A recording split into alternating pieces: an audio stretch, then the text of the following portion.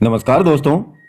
देखिए साथियों, आज एक जो टॉपिक लिया गया है वो है प्राचीन भारत के इतिहास से जुड़ा हुआ एनसीईआरटी। आपकी जो पुस्तक है, भारतीय इतिहास के जितने भी टॉपिक दे रखे हैं उन सभी का सार इसमें सम्मिलित किया गया है, यानी बहुत ही शॉर्ट रूप में, और जो मुख्य मुख्य पॉइंट हैं उन्हीं को इसमें शामिल किया गया है। तो आराम से आप देखिए। अगर ये वीडियो आपको पसंद आता है तो इस पूरी पुस्तक के जो सार है वो मेरे पास में है।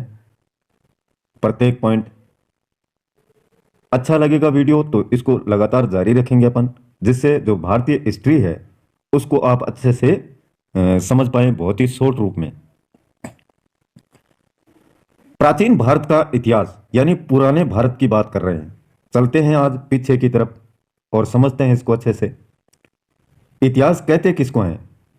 कोई भी व्यक्ति, समाज हो या देश हो, इनसे संबंधित महत्वपूर्ण, विशिष्ट वह सार्वजनिक क्षेत्र की घटनाएं हैं, तथ्य हैं आदि का काल क्रमिक विवरण, यानी समय के अनुसार वही आपका इतिहास कहलाता है।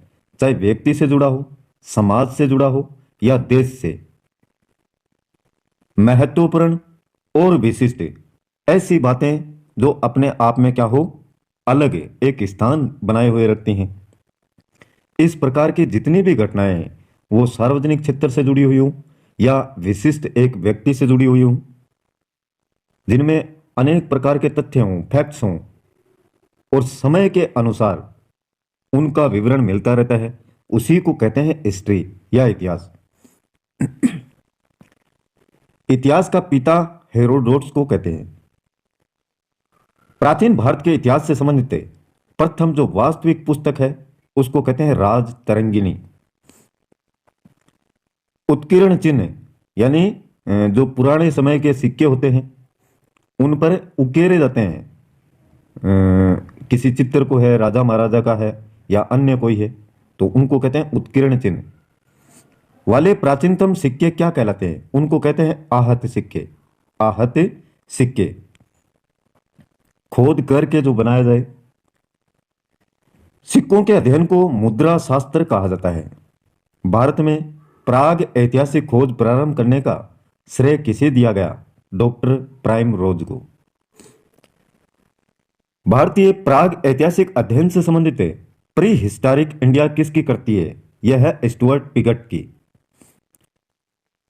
चीनी यात्रियों ने अपने यात्रा वृत्तांतों में भारत के लिए किस शब्द का प्रयोग किया? चीनी यात्रियों ने अपने यात्रा वृत्तांतों में भारत के लिए कौन से शब्द का प्रयोग किया? इनटू। उत्कीर्ण लेखों के अध्ययन को कहा जाता है अभिलेखा शास्त्र या एपिग्राफी। लिपियों के विकास के अध्ययन को पूरा लिपि विद्या कहा जाता है। सर्वप्रथम भारतवर्ष नाम का उल्लेख जिस अभिलेख में मिलता है उसको कहते हैं हाथी गुफा अभिलेख। प्राचीन भारत का सर्वप्रथम सुनियोजित इतिहास बीए स्मिथ ने तैयार किया था।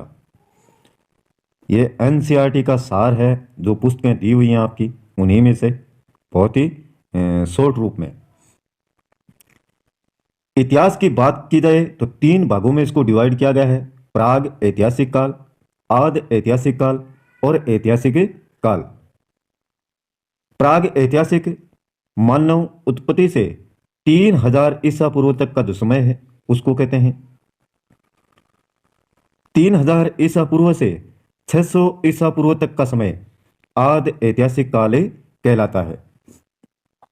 देखिए, नोट्स भी बनाने की आवश्यकता नहीं है इसमें, ये तो बने बनाए नोट्स हैं आपके। 600 ईसा पूर्व से आगे का जो समय है उसको कहते हैं ऐतिहासिक काल।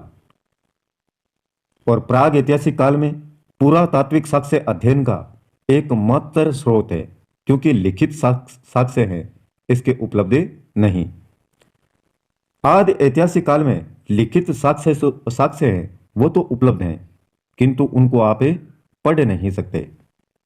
ऐतिहासिक काल में पुरातात्विक और साहित्यिक दोनों प्रकार के साक्ष्य उपलब्ध हैं।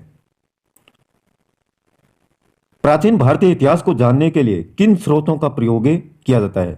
एक तो जो धार्मिक ग्रंथ है, धर्म से जुड़े हुए, एक ऐतिहासिक ग्रंथ है, पुरातात्विक साक्ष्य हैं तथा विदेशी विवरण। इनके माध्यम से आप प्राचीन भारतीय इतिहास को जान सकते हैं। धार्मिक जो ग्रंथ है उनमें जानकारी इनकी मिलती है, ऐतिहासिक ग्रंथ में भी। ब्राह्मी लिपि को सर्वप्रथम किस विद्वान ने पढ़ा था?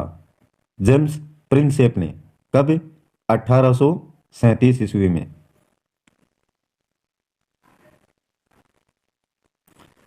अब देखिए आगे, भारत के प्राचीनतम ग्रंथ वेदों का संकलन करता किसको माना जाता है? महर्षि कृष्ण द्वैपायन वेदव्यास। ये हैं प्राचीनतम ग्रंथ वेदों के संकलन करता, जिन्होंने जो प्राचीन ग्रंथ हैं वेदों के उनको एकत्रित किया। पौराणिक मान्यता के अनुसार भारत के प्राचीनतम राजा वेवस्वत मनु हैं। इनको कहा जाता है प्राचीनतम राजा, पौराणिक मान्यता के अनुसार। वायु पुराण में किस वंश का उल्लेख है? गुप्त वंश का। कौटिल्य के अर्थशास्त्र से किस वंश के इतिहास की जानकारी मिलती है? मौर्य वंश की। और जैन धर्म का प्रारंभिक इतिहास किस ग्रंथ से प्राप्त होता है? यह आपका है कल्पसूत्र से। भारतीय पुरातत्व सर्वेक्षण आर्कियोलॉजिकल सर्वे ऑफ इंडिया संस्कृति मंत्रालय के अंतर्गत एक संलग्न संगठन है। तो ये एक पेज की डिटेल है आपके पास में, छोटी सी। अगर ये आपके समझ में आता है, बहुत ही शॉर्ट रूप में है, जो मुख्य मुख्य पॉइंट हैं, मुख्य मुख्य बातें हैं, परीक्षा में आने योग्य है, तो वही बातें इसमें सम्मिलित की गई हैं। अगर पसंद आए तो इसको लगातार जारी रखेंगे अपन। ज़्यादा नहीं तो कम से कम एक पेज को तो आप याद रोज कर ही सकते हैं। वीडियो पसंद आए तो लाइक कीजिएगा, अपने मित्रों के साथ में इसको शेयर करें। और आज के लिए बस इतना ही। कल फिर मिलते हैं एक नए वीडियो, नए टॉपिक और नई जानकारी के साथ में। तब तक के लिए जय हिंद, जय भारत।